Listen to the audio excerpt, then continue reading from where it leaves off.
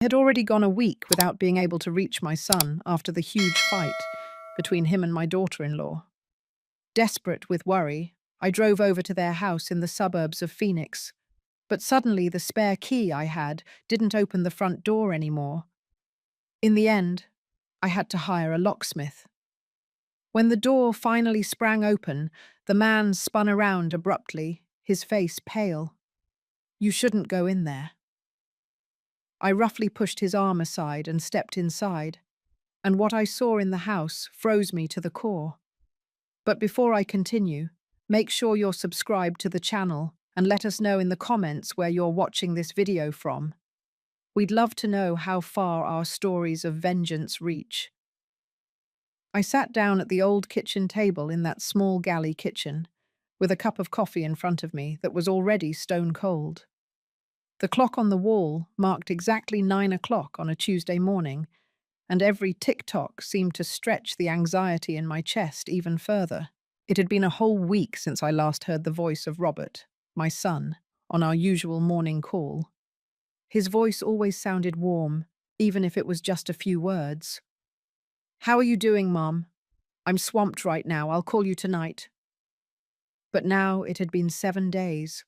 Not a call, not a text, just a terrifying silence. At first, I told myself that maybe he was just busy. Robert is a lawyer. His job at the big corporate firm always had him up to his neck, full of meetings. Or maybe he forgot, as sometimes sons can be a little careless with their mothers. But then the second day came, then the third, and my WhatsApp messages only showed the 2 grey check marks, sent, but never converted to read. The worry started eating away at me from the inside. I called his number, and every tone rang until the call went straight to voicemail. "The number you have dialed is not available at this moment." That cold, repetitive voice was like a knife in my heart. I tried calling Valerie, my daughter-in-law. The phone just rang and rang, but nobody answered. It was always the same, as if both of them were purposely avoiding me. I didn't want to think the worst, but that feeling of unease was growing inside me, like a storm about to break. Finally, I called the firm where Robert worked. The receptionist answered me in a monotone voice. "Mr. Robert hasn't come in all week, ma'am. We haven't been able to contact him either." That sentence hit me like a physical blow. Robert was always responsible. He would never miss work without calling in. Something was very wrong. I couldn't just sit there anymore.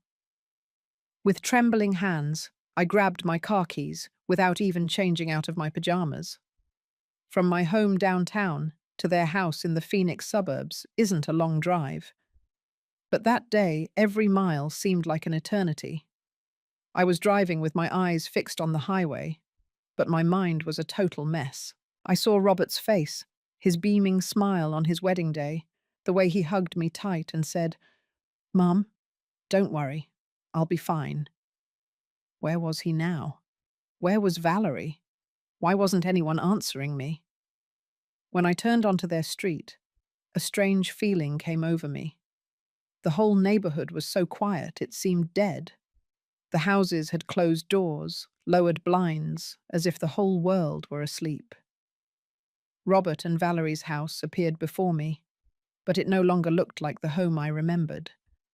The front door was tightly locked, the curtains were completely drawn, with no signs of life. I got out of the car, my legs heavy, as if something invisible was holding me back. I rang the doorbell once, twice, then many more times. The sound of the chime was lost in the silence, but I didn't hear footsteps, not a single response. I pressed my ear to the wooden door, hoping to catch even a faint sound, the TV, running water, anything. But there was only silence, a cold and terrifying silence. My heart was pounding hard. I took out the spare key that Robert had given me a few years ago. "Keep it, Mum, in case Valerie and I are out for a long time," he had told me with a mischievous smile. I put the key in the lock, but it only went in halfway, and then it got stuck. I tried turning it gently, then with more force, but it was useless. They had changed the lock. Someone didn't want me to enter. I stood there, the key still clenched in my hand, feeling as if the whole world was crumbling. Why had they changed the lock? Robert would never do something like that without telling me. Valerie wouldn't either. She was always thoughtful. She always called me Mum, with a sweet voice. Something was very odd. Just then, I heard a banging noise from the house next door. Mr. Eugene, the elderly neighbor, was fixing his wooden fence. I walked over, trying to force a smile to hide the worry I felt inside. "Hi, Mr. Eugene," I said, my voice a little shaky. "How are you? Have you seen Robert or Valerie lately?" Mr. Eugene took off his work gloves, wiped the sweat from his forehead, and looked at me with a certain pity in his eyes. "Hello, Mrs. Mary," he replied, in a low voice. To be honest, it seems strange to me, too. I haven't seen either of them all week. The last time I heard anything from that house was Tuesday night. It was a really bad fight, ma'am. I heard shouting, and then something breaking, like glass being thrown against the wall. His words were like a lightning bolt hitting me. They fought? Robert and Valerie almost never raised their voices, at least not in front of me. They were always a harmonious couple, holding hands at family dinners, laughing as if nothing in the world could separate them. Respect and boundaries are essential foundations for any family. We must always remember that our loved ones deserve to be heard and have their personal space honored, even when we disagree. It's how we build strong, trusting connections that last, and it's the right thing to do. But those screams, that sound of something breaking, brought back memories of my days as a police officer, crime scenes I investigated, places full of chaos, dark secrets behind closed doors. My former agent's instinct was activated, so strong I couldn't ignore it. I thanked Mr. Eugene, trying to keep the calm in my voice, and went back to the car. My hands trembled as I pulled out my phone and searched for the number of a 24-hour locksmith service that I had saved a long time ago. "Hello, I need to get a lock opened right now," I said urgently. "In the Phoenix suburbs. Please come quickly." Less than 20 minutes later, a young man named Mike showed up, carrying an old toolbox. He looked at the lock, nodded, and got to work. I stayed next to him, my hands clasped together, trying not to shake. Every second passed as if it were a century. Finally, a clear click sounded in the silence. The door cracked open, but Mike suddenly stepped back, his face pale. "Mom," he said in a shaky voice, "you better not go in." His words sounded like a warning, but I couldn't stop. Robert was my son. He was my blood. If something had happened, I had to know. I gently pushed Mike aside and shoved the door open to enter. Immediately, a strong smell of chemicals hit my nose. A mixture of bleach and ammonia, so penetrating that I started coughing uncontrollably. I covered my mouth with my hand, my eyes burned, but I kept moving forward. What I saw chilled my heart. The living room where I used to sit and laugh with them on weekends was now a total disaster. The sofa was overturned, as if someone had thrown it in a fit of rage. A table lamp lay smashed on the floor, with pieces of glass sparkling under the faint light filtering through the curtain. The closet doors were wide open. There was clothing everywhere, as if someone had rummaged desperately.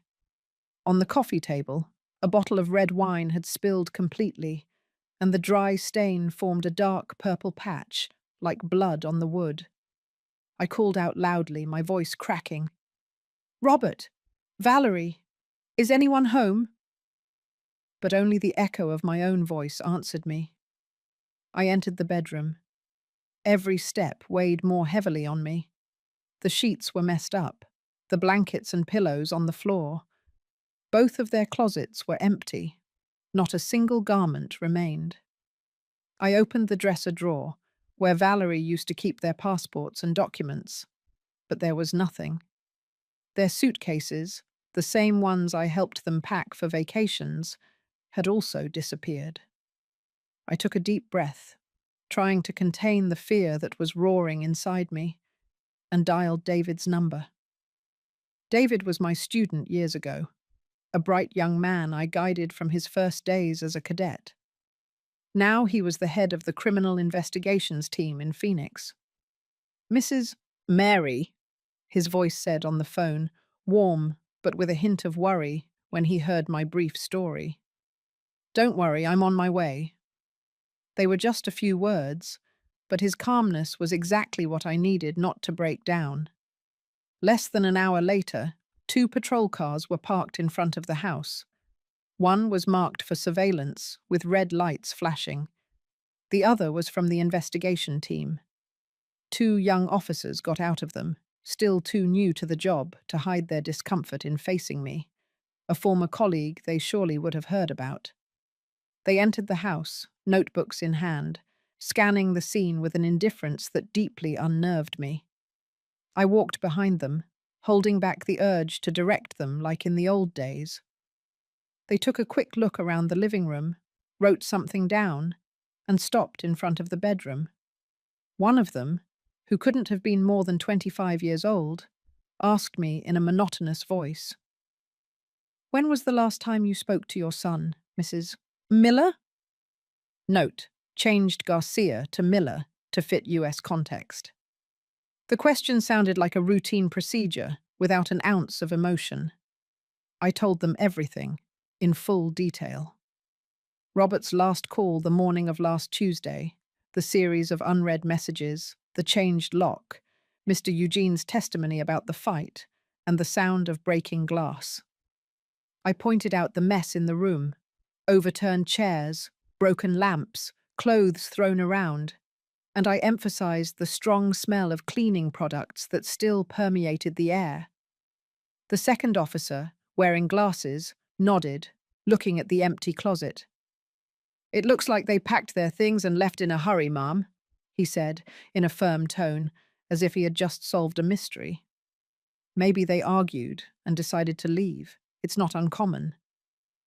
I looked at him, feeling my blood boil. Not uncommon. That's my son, Robert, whom I raised to face problems, not to run away. And Valerie, that smart, sweet girl whom I consider a daughter, she would never leave without a word. I tried to stay calm while speaking, but every word cost me as if I had to rip it from my chest.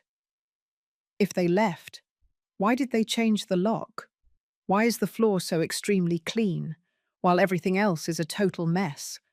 Don't you smell the bleach? Who cleans the floor that meticulously just before running away?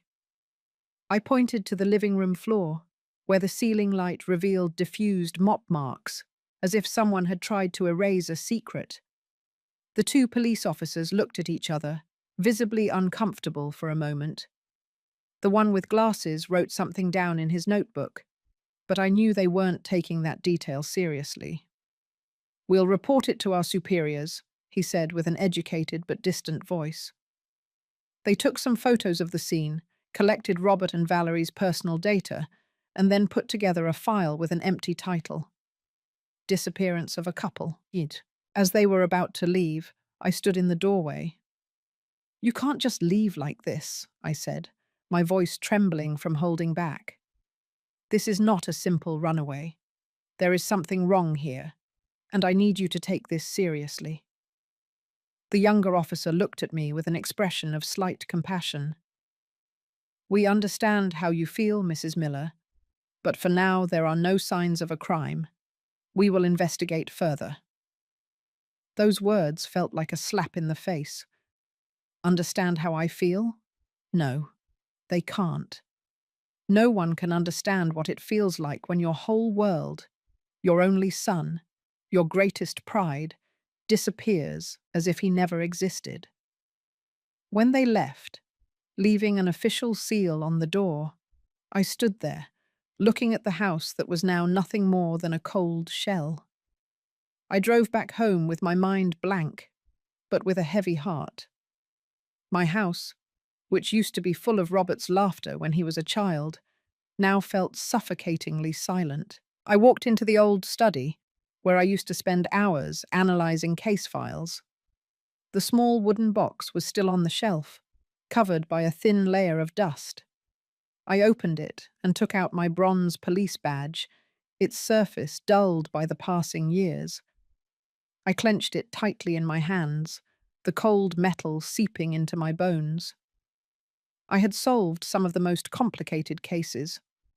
I had faced dangerous criminals without showing fear. But now, faced with the danger threatening my own son and daughter-in-law, I felt more powerless than ever. I sat in the chair, staring at the badge, and memories flooded me. Those nights when Robert would sit next to me, his eyes shining as I told him about my cases. "Mum, you're amazing," he used to tell me, pride in his voice. "I want to be like you too, live for justice." And now? Where is he? Am I failing the son I swore to protect with my whole life? It takes courage, but protecting yourself and speaking the truth is always the right choice. In the face of uncertainty, honesty is the first step toward finding peace and reclaiming your power, even if the world around you tells you to keep quiet. Never sacrifice your safety for silence. That night, I couldn't sleep. I turned on my laptop and went to the city news site. A short note appeared, sharp as a razor. Phoenix police search for missing young couple. Below it, Robert and Valerie's wedding photo. Their radiant smiles cruelly reminded me of the happy days that would never return. I looked into Robert's eyes in the image, searching for a sign, a clue, anything. But I only found silence. I picked up the phone, slid my finger across the screen, and dialed his number one more time. I knew I was fooling myself, but I still held on to hope, even if it was a tiny spark. The dial tone rang, and then that robotic voicemail voice. "The number you have dialed is not available at this moment." I rested my head on the table. "Robert, where are you?" I whispered, but no one answered. 3 days passed, but for me, they were like an eternity. Every morning when I woke up, I wished for a call from David, or even Robert, with his familiar voice. "Mom, sorry for worrying you." But the phone remained silent. It only lit up with meaningless advertising messages. News about the missing couple had already been relegated to the corners of local newspapers, replaced by traffic accidents or upcoming community events. The world kept spinning, but for me, it had stopped the day I walked into that empty house. On Wednesday morning, the phone vibrated. David's name appeared on the screen, and I felt my heart tighten. His voice on the other end of the line was low and serious, nothing like the joking boy he used to be. "Mrs. Mary, do you have a moment? I need to see you. It's not something I can talk about over the phone." He asked me to meet him at an old diner near the precinct, where we used to spend hours after night shifts, sharing stories about work and life. I accepted immediately, although deep down I already knew that this meeting wouldn't bring good news. I arrived early and chose a table in a secluded corner of the place, where the smell of toasted coffee hit strongly, but couldn't dispel the cold I felt inside. I ordered a black coffee, no sugar, just to have something in my hands so they wouldn't shake. When David walked in, I recognized him immediately. He wasn't wearing his uniform. He had on a simple t-shirt, but his sunken eyes and tired face said he hadn't slept well. He placed a thin folder on the table, but didn't open it right away, as if he was evaluating whether I had the strength to hear what was coming. "Mrs. Mary," David began, his voice soft but firm. "I just received information from the Controlled Substances Investigation Group. They've been following a large synthetic drug trafficking network for months, and..." He paused. He looked me straight in the eyes, as if he wanted to apologize before speaking. Valerie Montiel's name appeared several times in the wiretaps and seized records from arrests made last week. I felt my blood run cold. Valerie? My daughter-in-law, the same one I hugged on her wedding day, the one who always called me Mum, with that sweet smile. I shook my head, almost reflexively. No, David. Valerie is a chief accountant, a smart and responsible woman. She can't be involved in that. But David didn't stop. He opened the folder, pulling out a blurry photo, clearly taken from afar by a surveillance camera. In the image, Valerie was in a lonely parking lot, talking to a tough-looking man with tattoos all over his arm. She was wearing a hooded sweatshirt that covered her head, but I immediately recognized her posture. Mrs. Mary, David continued, in an even heavier tone. The investigation group's hypothesis is that Valerie is not only involved, but she has an important role in this network. And he stopped again, as if he knew what was coming next would devastate me. They believe Robert is her accomplice. My ears were ringing. The glass on the table trembled when I accidentally touched it. No, I said with a broken voice, almost shouting. It can't be, David. You know Robert. You know how I raised him. Respect for the law was the first thing I taught him since childhood. Robert would rather starve than do anything illegal. I looked at him, hoping to see even a spark of doubt in his eyes. A sign that he didn't believe in that theory either. But he only returned my gaze with that mix of compassion and respect that I had seen before, when I was his boss. Mrs. Mary, I understand how you feel, David said in a low voice. But everything matches. The messy house, the missing items, the passports that are gone. Everything indicates they fled in a hurry. The smell of chemicals might be because they tried to destroy some amount of drugs before leaving. And the fight the neighbor heard, perhaps it was because Robert and Valerie couldn't agree on running away after knowing the network was about to be dismantled.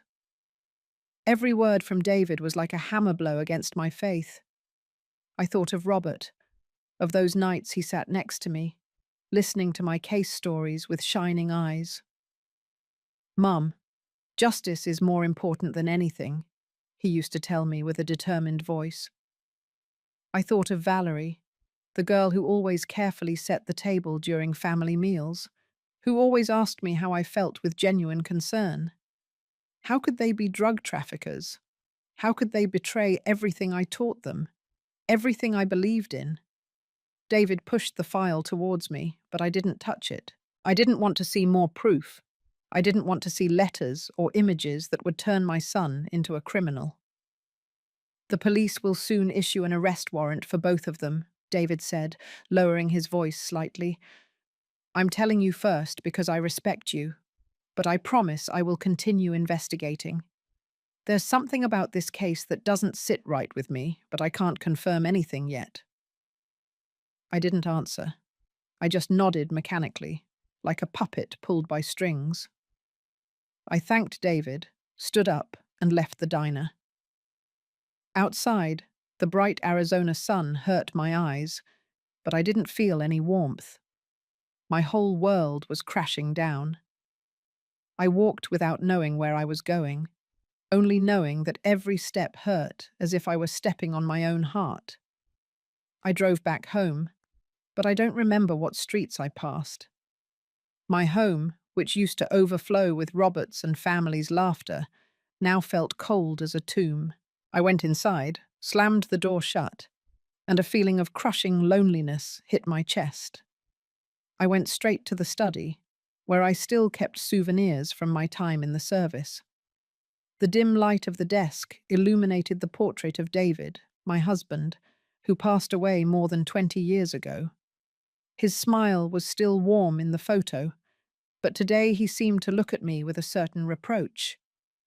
Mary, you promised to take care of Robert. I thought I heard his voice. On the table was a photo of Robert the day he graduated from law school, his radiant smile, his eyes full of faith in the future. I sat down, touched the photo frame, and the memories came back, so sharp they hurt. I remembered those nights when Robert was a child, curled up next to me on the couch, his eyes wide open as I told him about the cases. "How did you catch that thief, Mum?" he would ask curiously. I talked to him about justice, truth, the responsibility of protecting the innocent. "I want to be like you when I grow up," he would tell me, and I believed I was instilling the right values in him. When Robert decided to become a lawyer for a big firm, I felt so proud I almost cried. My son chose an honest path, I thought, and I dreamed of the day he would achieve something great. Then, Valerie entered our lives. The first time Robert brought her home to introduce her, I was immediately impressed. A young woman with long black hair, a gentle smile, and an intelligent and charming way of speaking. "Mum, this is Valerie," Robert introduced her, his eyes shining with happiness. Valerie was the chief accountant at the same firm as Robert, a position that required precision and trust. She hugged me and called me Mum, with a warm voice, and I thought, my son has found the perfect partner. I loved Valerie like a daughter. I even imagined the day I would hold my first grandchild, hearing children's voices running through this house. But now, in light of what David revealed, those memories were distorted, like a stained painting. I remembered a surprise visit one weekend. Valerie opened the door with her usual smile, but there was something tense in her gaze. "Mum, why didn't you tell me you were coming?" she said in a joking tone, but she was gripping the edge of the door tightly. She invited me into the living room, made tea, but when I went to the kitchen to get more water, she rushed to stop me. "The kitchen is a mess, Mum. You better sit and rest," she said, with a forced smile.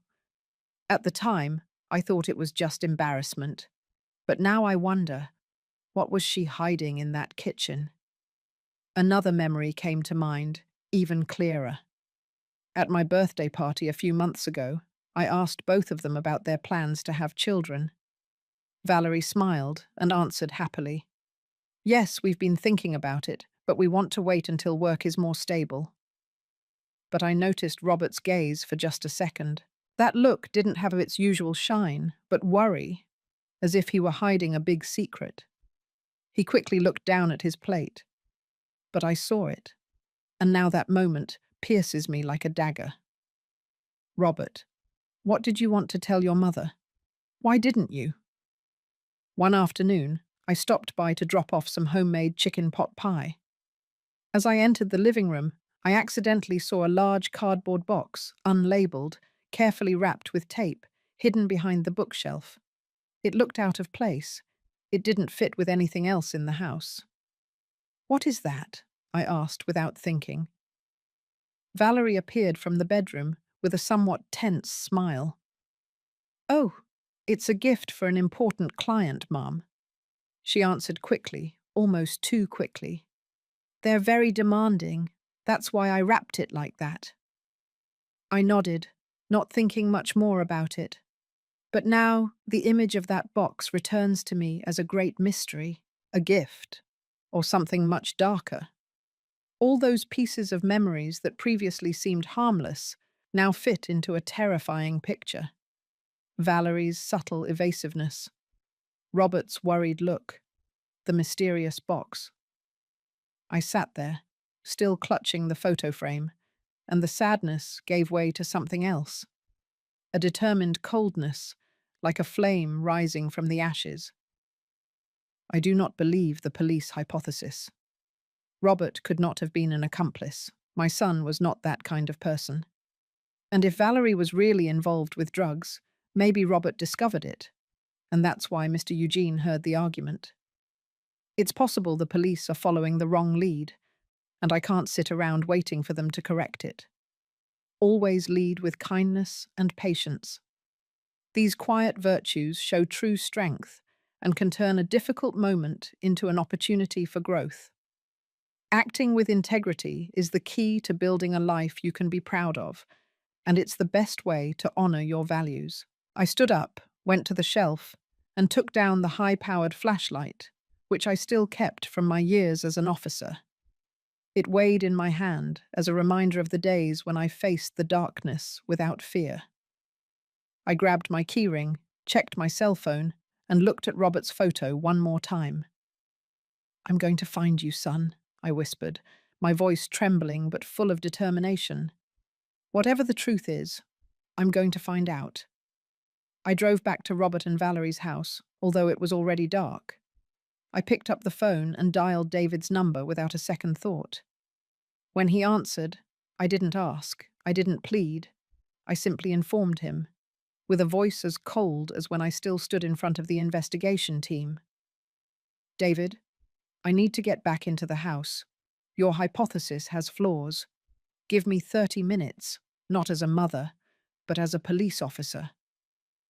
Perhaps my tone took him by surprise. He was silent for a few seconds and then replied, "Mrs. Mary, this is not within protocol, but fine. I'll see you there. 30 minutes." I arrived earlier, standing in front of Robert and Valerie's house, which was now just a dark shadow. The police seal was still stuck on the door, but it was not an obstacle for me. David appeared shortly after, with a look that mixed worry and respect. "Mrs. Mary, I will only let you in if I go with you, and the scene cannot be altered." I nodded, not wanting to waste time arguing. He removed the seal, pushed the door open, and we went in. It was the second time I had set foot in that house. The smell of chemicals had faded a bit, but the chaos remained intact. The overturned sofa, the fragments of glass from the broken vase scattered across the floor, and the dry wine stain on the coffee table were still there, as a reminder of what had happened. I put on the rubber gloves I had brought and turned on the professional flashlight I used to use in old cases. The white, cold beam swept the room, and I felt David's presence behind me, watching silently. I started in the living room, where everything seemed to have been scrambled by panic. I turned off all the lights in the house so only the flashlight illuminated. I knelt on the floor and ran the light beam low across the tile, moving slowly. Just as I suspected, the cleaning marks came into view, crisscrossed like a messy drawing. They were concentrated right next to the broken table, where the dry wine looked like blood. "David, look at this," I said in a hoarse voice. "This is not normal cleaning. Someone tried to erase a difficult stain and did it with great dedication." David crouched down, his gaze sharpened. "You're right, but what kind of stain was it?" We didn't need the answer. We both knew where that question led. I got up and went to the kitchen, where the smell of chemicals still lingered in the air. The trash can under the sink had already been checked by the police, but I doubted they had done it thoroughly. I dumped it out onto the floor without thinking, ignoring David's surprised look. Among wrappers and common bags, I found what I was looking for. 2 large bottles of bleach, 1 of ammonia, and 1 more of industrial floor cleaner. "Have you seen anyone use so many chemicals to clean a house?" I asked him sarcastically. David shook his head, his face more serious than ever. I went back to the living room, determined not to miss any detail. I knelt down and shone the light under the sofa, under the bookcase, but only found dust and meaningless trash. Then, when I ran the light under the drinks cabinet in the corner, something metallic glittered. My heart skipped a beat. I took a long ruler from my purse and carefully dragged the object out. When I had it in my hand, I almost ran out of breath. It was Robert's wedding ring, white gold, the same one I helped him choose for his wedding. But what made me tremble was the dark, dried blood trapped in the delicate engravings of the ring. David came closer, staring at the ring in my hand. Mrs. Mary, he whispered, but didn't finish the sentence. His expression changed from suspicion to genuine concern. I squeezed the ring hard. It felt like it was burning my palm. "This is blood, David," I said, my voice shaky but firm. "And I bet it's Robert's." I didn't dare to keep thinking, but the image of my son, wounded, lying somewhere in that house, made my eyes sting. I knew I needed more information, and only the neighbors could help me. I left the house and went straight to Mrs. Pilar's house, an elderly woman who lived right behind Robert's house. Mrs. Pilar was sitting in an armchair, knitting under the warm light of a lamp. When she saw me, she smiled, but her smile faded when she noticed my expression. "Mrs. Pilar," I said, trying to keep calm, "I need your help. The night of last Tuesday, did you see or hear anything strange at Robert's house?" Mrs. Pilar narrowed her eyes and put her knitting aside. "Let me think," she said in a low voice. "That night there was some thunder. I couldn't sleep. Around midnight, I heard the back door of their house opening. That was strange, because normally they only use the front door. I got curious, so I slightly opened the curtain and looked. I saw the young woman, Valerie, alone, trying to drag a very large suitcase from the house to her car. It looked like she was struggling with it. The suitcase was very heavy. The car was already parked right in front of the back door. My heart sank. "Did you see Robert?" I asked, my voice choked. Mrs. Pilar shook her head, firm. "No, she was alone. After putting the suitcase in the trunk, she sped off. The tires squealed when she started, I remember clearly." Her words were like a knife. Valerie, alone, dragging a suspiciously heavy suitcase, at midnight, through the back door. I didn't want to think the worst, but the image of the bloody ring came back to my mind, and I had to bite my lip not to burst into tears in front of the elderly woman. I returned to David, who was standing next to the patrol car, his face tense. "David," I said, my voice hoarse. "Valerie left through the back door, alone, with a suitcase that seemed too heavy. Why do it secretly? Doesn't that seem strange to you?" David didn't answer immediately.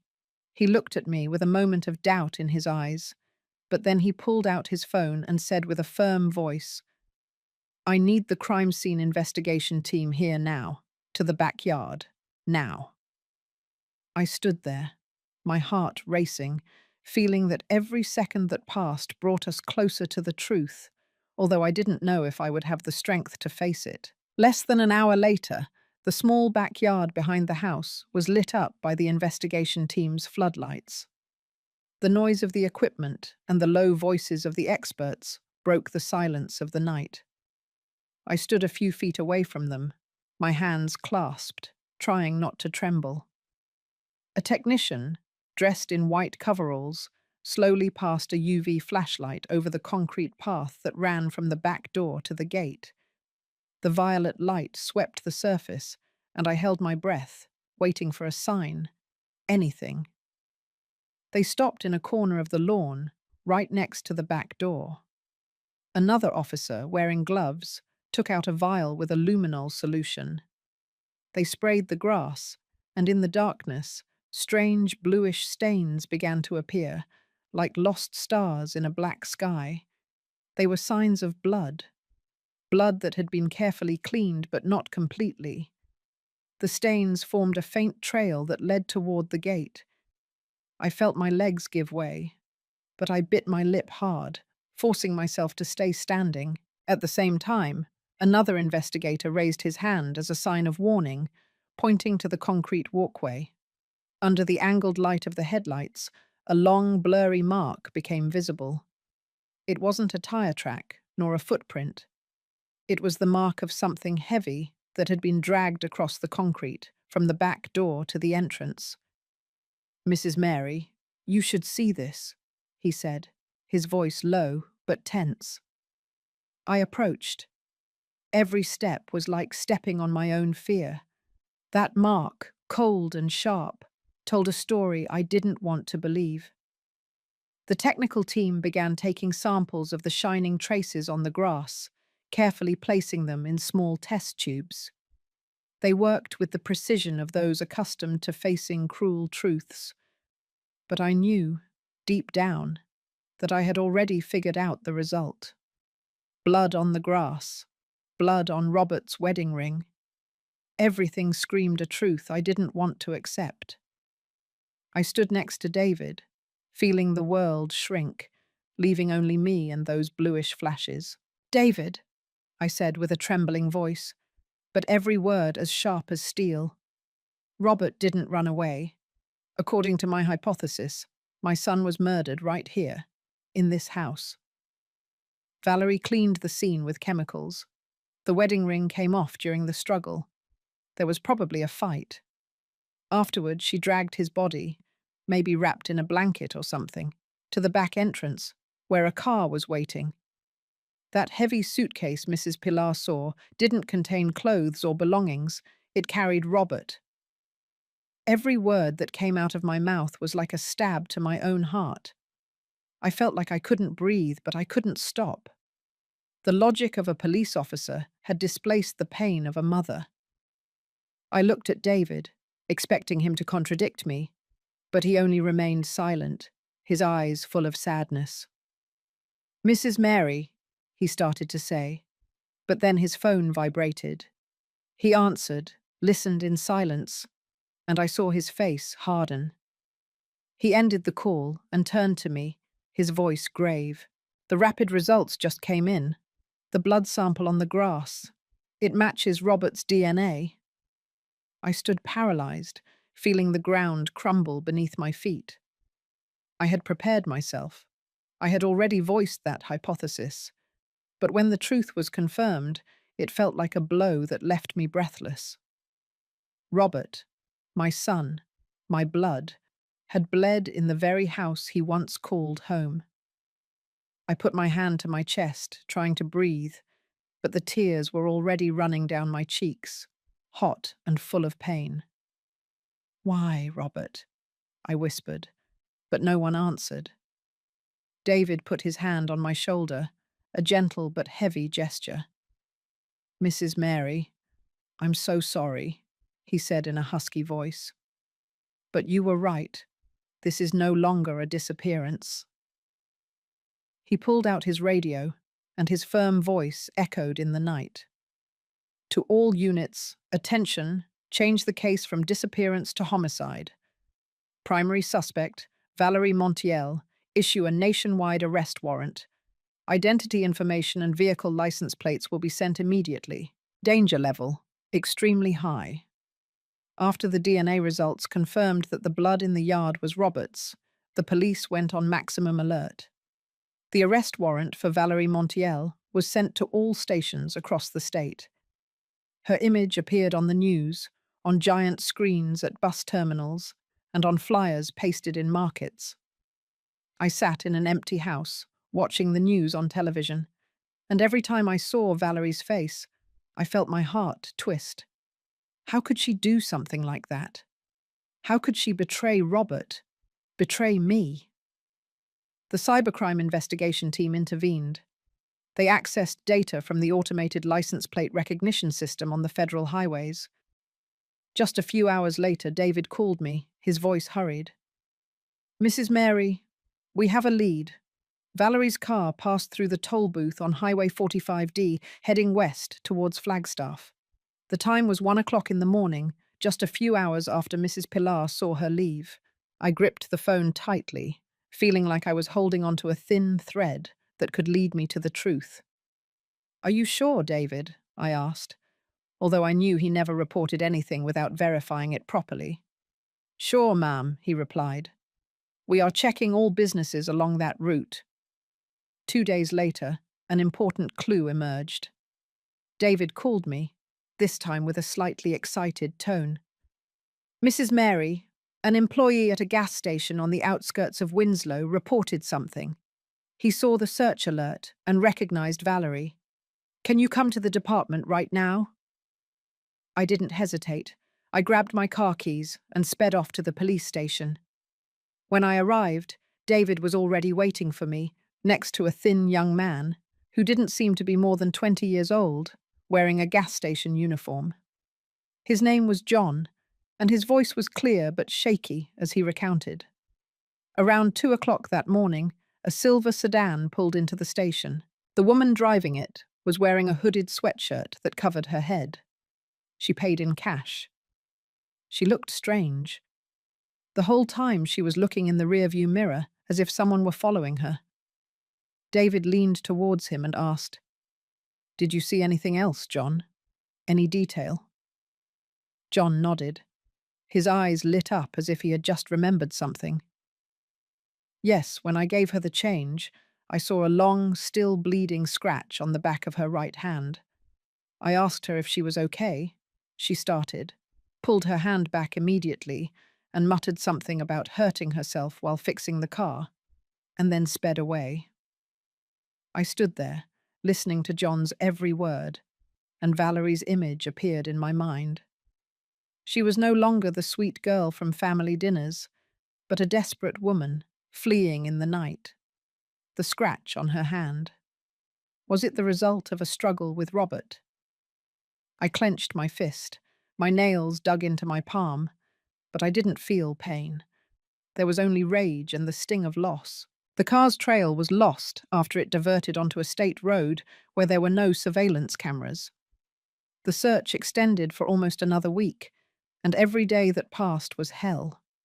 I barely ate, didn't sleep. I just sat by the phone, waiting for a call from David. Every time it rang, my heart clenched, a mix of hope and fear. Until, on a grey afternoon, that call came. David spoke, his voice grave but urgent. "Mrs. Mary, we found the car. A patrol from the Arizona State Police found it on a dirt road near an abandoned farm. The license plates match." I wanted to rush to the scene, but David stopped me. "Mrs. Mary, the forensic team is working. Stay home. I'll let you know as soon as there is news." Reluctantly, I accepted, but I couldn't sit still. I paced back and forth in the living room, looking at Robert and Valerie's wedding photo on the mantelpiece. Their smiles now seemed like a mockery.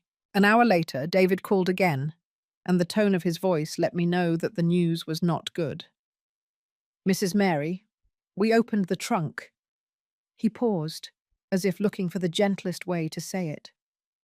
Inside, the trunk lining was soaked with blood. The quick analysis indicates that the amount of blood is too great to come from a single wound. The victim almost certainly lost their life. I felt my legs tremble, but David hadn't finished. "We also found a small package wrapped in torn plastic. It contained synthetic drugs, the type the Narcotics Investigation Unit is looking for. It may have fallen out when Valerie was moving something." I wanted him to stop, but David kept talking. His voice choked. "And there was something else, tucked into a corner of the trunk. A wool scarf, navy blue with grey stripes." I didn't need to hear more. That was the scarf I myself knitted for Robert for his birthday last year. The gift I chose because it looks good on you. It looks strong and warm. I collapsed onto the sofa. The phone fell from my hands. That scarf, the last gift I gave my son, was now in a blood-soaked trunk. The final proof that Robert was gone. With that irrefutable evidence, the arrest warrant against Valerie was raised to the highest level. Her file was sent to Interpol, turning her into an internationally wanted killer. The next 3 weeks were the longest period of my life. Every day that passed, I felt like I was living in a nightmare with no way out. The hope of finding Robert, even just his body, grew fainter, like a candle flickering in the wind. The drive of an investigator that once made me strong had now faded, giving way to the persistent pain of a mother who has lost her son. I barely left the house. I just sat by the old phone, my eyes glued to the screen, waiting for a call from David. Every time it rang, my heart clenched, torn between hope and fear. But most of the time it was just wrong numbers, or neighbors asking how I was, which plunged me further into despair. I lived like a ghost, wandering through the empty house that was once filled with Robert's laughter. I didn't dare touch his mementos, the scarf I knitted, his graduation photo, because just looking at them, I felt like I couldn't breathe. But I also couldn't look away, as if stopping looking was letting Robert disappear forever. Every night, I lay in bed with my eyes wide open in the dark, trying to picture my son's face, to remember his voice. "Mum, I'll be fine," he told me. But now, all I have in my hands is a blood-stained wedding ring and a pain that won't go away. And then, early one morning, just as dawn was breaking, the phone vibrated. David's name appeared on the screen, and I answered with trembling hands. "Mrs. Mary," his voice said, relieved but tense. "We got her. We arrested Valerie." I froze, feeling the whole world stop. Where is she?" I asked, my voice broken. David explained, talking fast but clear. "We received a tip from an informant within a gang in New Mexico. He wanted to take down his rival, so he tipped off a large drug shipment that was about to cross the border. The federal police and the DEA raided an old warehouse on the outskirts of Albuquerque. They arrested the entire gang. They confiscated hundreds of pounds of illegal merchandise, and among them was Valerie Montiel." I sat down in a chair, my hand on my chest, trying to breathe. David continued. "She's not the same, Mrs. Mary. Her hair is matted, her clothes are dirty, her gaze is lost. When they handcuffed her, she didn't resist. She just stayed still, as if she already knew this day would come." His words painted a portrait of Valerie. She was no longer the intelligent, sweet woman I once loved, but a cornered criminal. I wanted to feel relief, but instead, there was only a chilling emptiness that spread within me. The news of the arrest spread like wildfire. When I turned on the television, Valerie's escorted image appeared on all channels. She kept her head down, her hair covering her face, and her hands were cuffed behind her back, walking between two police officers. The headline on the screen made me shudder. "Husband's killer, hidden leader of an international drug trafficking ring."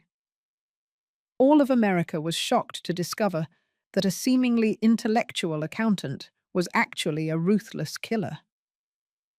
I turned off the television, unable to see her face for another second. She had taken Robert from me. She had destroyed everything I had. And now she was there, in front of the whole world, as a complete stranger. That afternoon, David called again with a grave and respectful voice. "Mrs. Mary, Valerie has been transferred back to Phoenix. The first interrogation will be tomorrow morning. I asked my superior for permission. You can come and observe from behind the one-way glass. You were the one who pointed this investigation in the right direction. You deserve to hear the truth." I nodded, even though he couldn't see me. "Thank you, David," I replied in a hoarse voice. "I'll be there." That night, I opened the closet and took out the grey suit I used to wear for important trials when I was still on the force. It fit me perfectly, as if time hadn't passed. But when I looked in the mirror, I saw a different woman. My hair had many more grey streaks, my eyes were sunken from so many sleepless nights, but my gaze was still as sharp as in the days when I faced the most dangerous criminals. That suit had been my armor, and now I needed it more than ever. I smoothed the lapels, took a deep breath, and whispered to myself, "Mary, you have to be strong. For Robert." I couldn't sleep that night.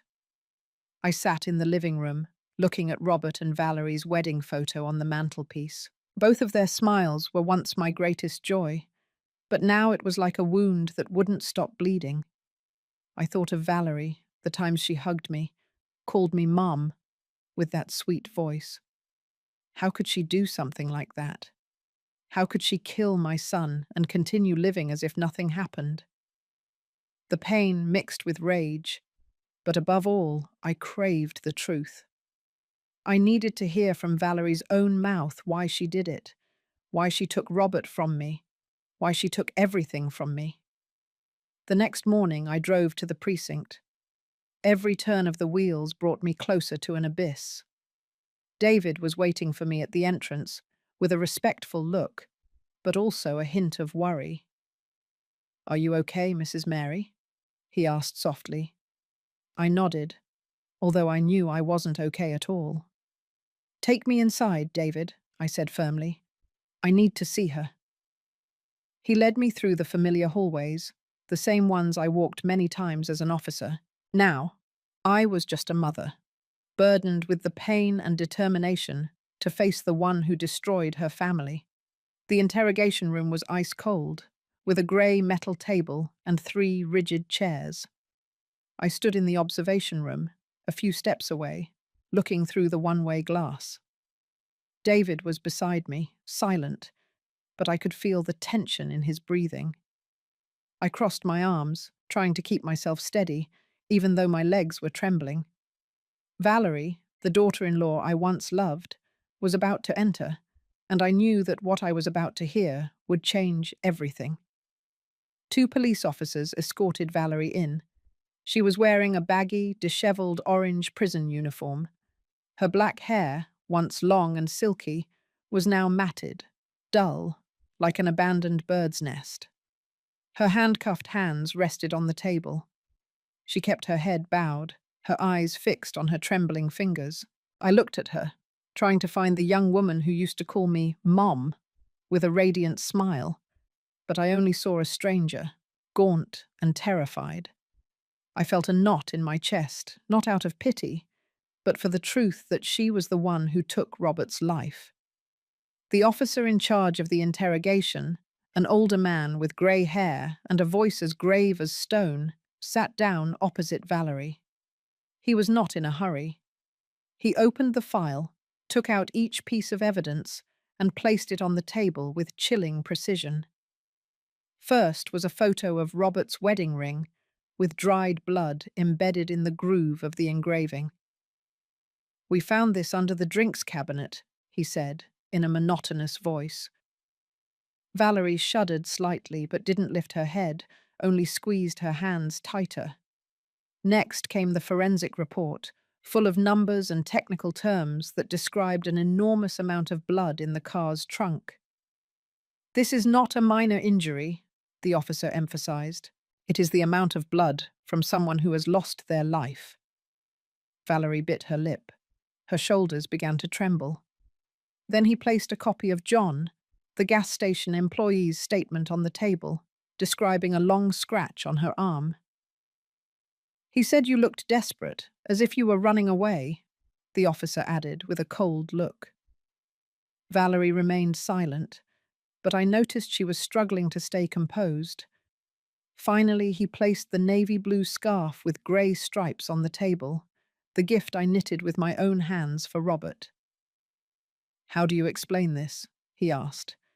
This time his tone had a hint of accusation. Valerie looked up, and upon seeing the scarf, her defense wall came crashing down. Her shoulders shook, choked sobs escaped her throat, which soon turned into uncontrollable crying, so heartbreaking that I felt like my chest was tearing. "I didn't mean to," she murmured, her voice broken with tears. Between sobs, Valerie began to speak, her tone disjointed, as if clinging to the last spark of strength she had left. "It all started with some investments. I lost a lot of money." She recounted that she had secretly used both of their savings to invest in the stock market, hoping for quick profits. But the market collapsed, and she lost everything. Debts to loan sharks grew. Threatening calls came in the middle of the night, but her pride was so great that she didn't dare to tell Robert, much less ask me for help. I didn't want Mum to think I failed. She sobbed, and I felt a dagger pierce my heart. Mum, she still called me that, even in this moment. She recounted that in the midst of her desperation, an old acquaintance appeared who convinced her to transport merchandise with the promise of a big payment. Just one trip, she repeated with a shaky voice. Just one trip would be enough to pay everything off. But one trip turned into several. The easy money blinded her, and from being a simple courier, she ended up storing drugs in her own house. I, behind the glass, tightly gripped the edge of the chair, feeling my blood boil. She had turned Robert's home into a crime warehouse, and my son, a man who always fought for justice, was the one who paid the price. Robert found out, Valerie continued, clutching her head as if trying to chase away the memories. He saw the secretive calls, the night outings. That night he found a package hidden in the closet. She paused, tears streaming down her face. He didn't yell at me. He just looked at me, with an expression full of disappointment. He told me, Valerie, tomorrow morning we are going to the precinct. You have to turn yourself in. We will face it together. I felt like I couldn't breathe.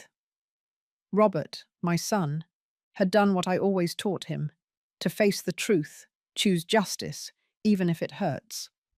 But Valerie, she chose another path. I panicked, she recounted, her voice in pieces. I was afraid of being arrested, of going to jail, of losing everything. I started packing things in the suitcase. I wanted to run away. Robert stopped me. We struggled. He grabbed my arm. He wouldn't let me go. I just wanted to escape. So I pushed him. She fell silent, her crying stuck in her throat. He tripped. He hit his back against a shelf, and then the back of his head against the corner of the glass coffee table. He fell to the floor. There was a lot of blood. I rested my forehead against the cold glass, tears streaming down non-stop.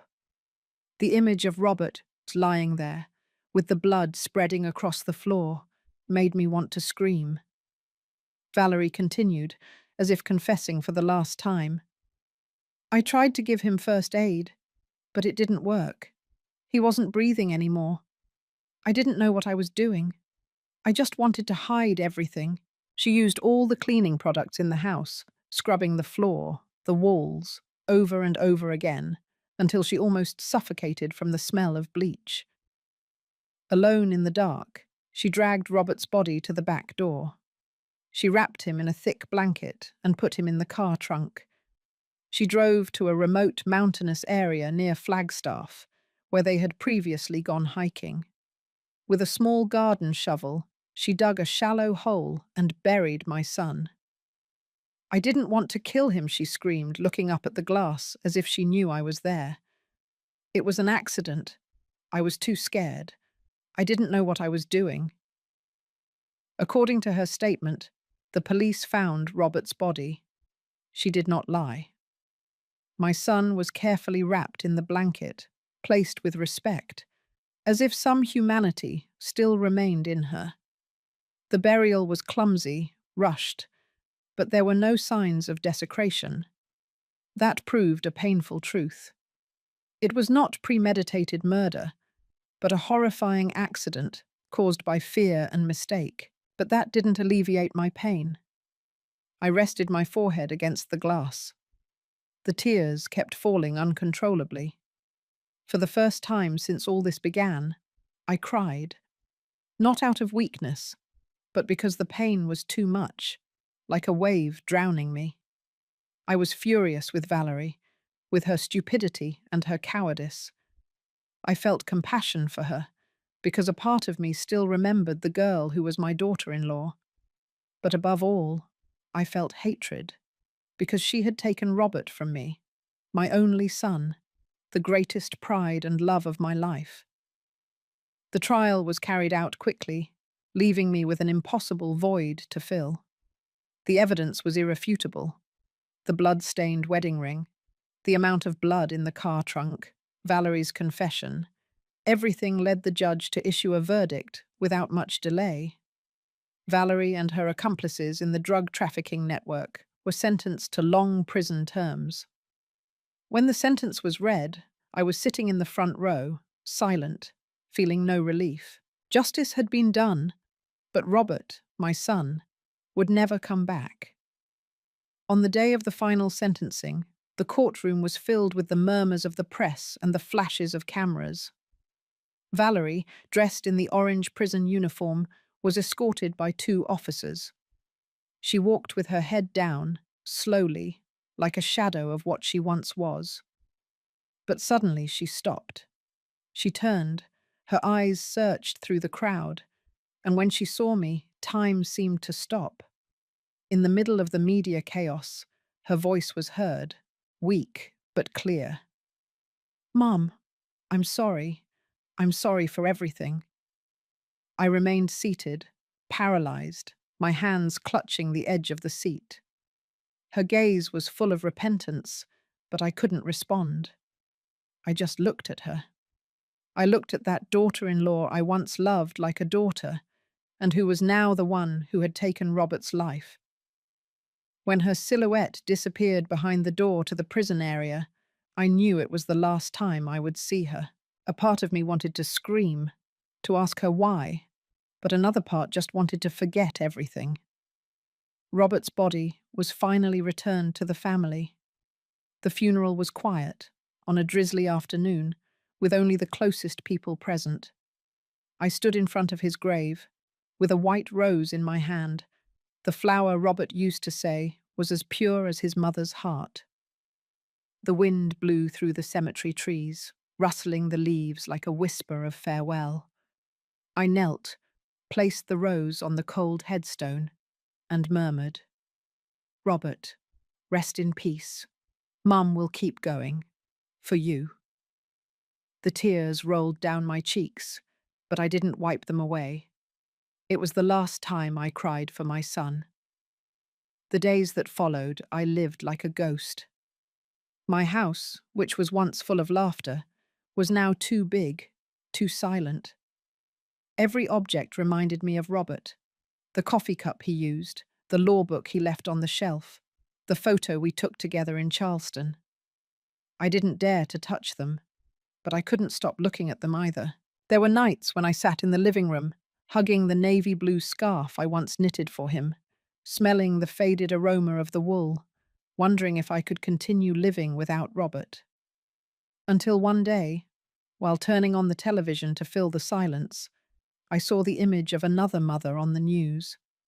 She was sobbing, hugging a photo of her son, a young man who had just been arrested for drug trafficking. Her sunken, pain-filled eyes were the same ones I saw in the mirror every day. In that woman's suffering, I saw a reflection of myself. I turned off the television, sat in the dark, and for the first time, I asked myself, if I continue to sink into grief, is that what Robert would want for his mother? Could this family tragedy bring about something good? I started to change. One morning, David called with a gentle voice. "Mrs. Mary, the police are organizing a drug prevention campaign in schools and communities. They want to invite you as a speaker to tell your story. Would you like to try it?" I hesitated, but then I nodded. "I'll do it, David. For Robert." For the first time, standing in front of a crowd in an auditorium full of students and parents, my hands trembled so much I almost dropped the microphone. I told my story. About Robert, about Valerie, about the mistakes that destroyed my family. My voice broke when I mentioned my son, but I didn't stop.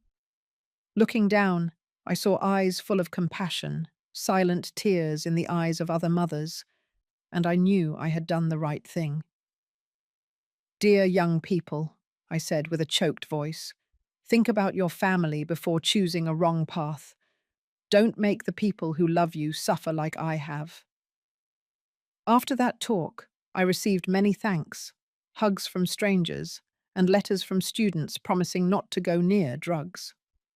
I realized that my story, although painful, could be a warning. I continued participating in campaigns.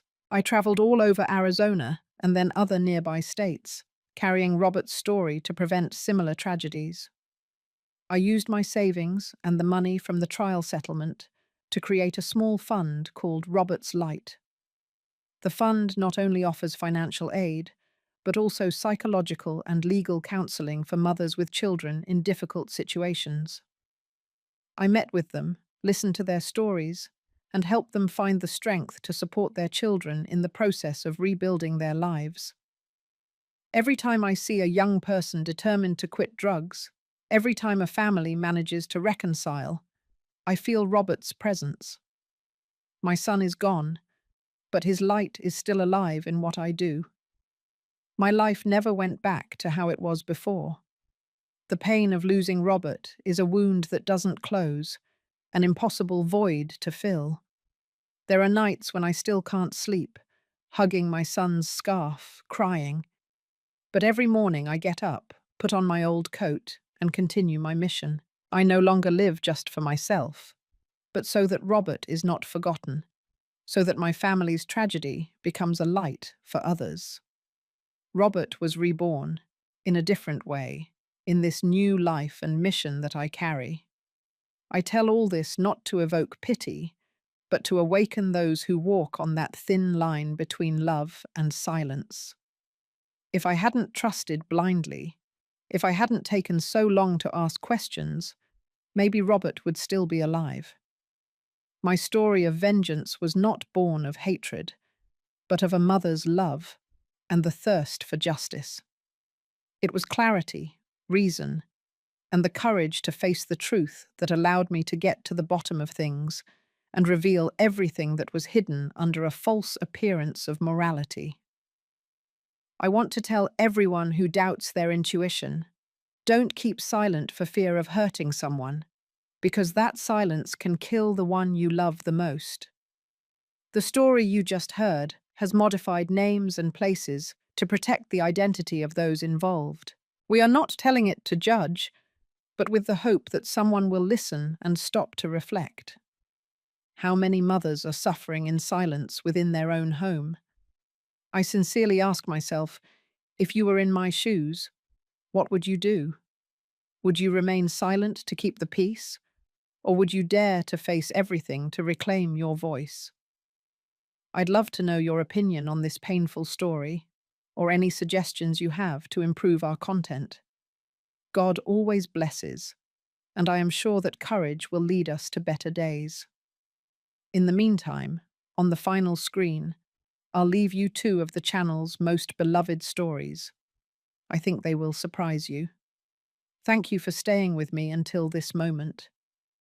This whole experience taught me that true wealth isn't measured in dollars or fame, but in the quality of the connections we keep and the courage we find to live authentically.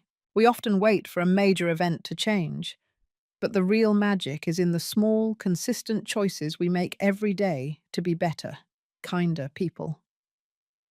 Moving forward, I'm prioritizing open communication and trusting my gut, because a life well lived is one where you are honest with yourself and those you love. Happiness isn't a destination, it's a commitment to growth and grace, one day at a time.